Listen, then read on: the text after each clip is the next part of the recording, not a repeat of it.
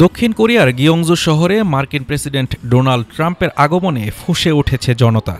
ওয়াশিংটনের তথাকথিত জোরপূর্বক বিনিয়োগের দাবির বিরুদ্ধে বুধবার রাস্তায় নামে শত শত বিক্ষোভকারী। তাদের অভিযোগ, মিত্রদেশের সম্পর্কের নামে চাপিয়ে দেওয়া হচ্ছে $350 বিলিয়ন বিনিয়োগ চুক্তি, যা দক্ষিণ কোরিয়ার অর্থনীতির 1/3 সমান।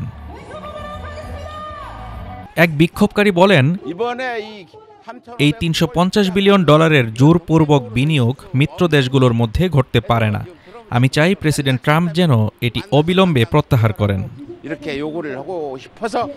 বিক্ষোভকারীদের মতে, এই চুক্তি শুধু অর্থনৈতিক ভার নয়, বরং সার্বভৌম সিদ্ধান্ত নেওয়ার ক্ষমতারও অবমাননা। আরেকজন বিক্ষোভকারী জন বলেন, শুল্ক আরোপ শুধু কর নয়, এটি কর্মসংস্থান, কোম্পানি পরিচালনা এবং সাধারণ মানুষের জীবনে এর বড় প্রভাব ফেলবে। বিক্ষোভকারীরা আরও বলেন, দুই দেশের সম্পর্ক পারস্পরিক পরামর্শ ও আলোচনার মাধ্যমেই এগোনো উচিত, চাপিয়ে দেওয়া কোনো শর্তে নয়। এদিকে প্রেসিডেন্ট ট্রাম্প জানান, দক্ষিণ কোরিয়ার সঙ্গে বাণিজ্য চুক্তি প্রায় চূড়ান্ত। যেখানে এক পক্ষে ট্রাম্প প্রশাসন চুক্তি সম্পন্নের কথা বলছে, অন্য পক্ষে দক্ষিণ কোরিয়ায় রাস্তায় প্রতিধ্বনিত হচ্ছে পরামর্শে সমাধান, চাপিয়ে নয়।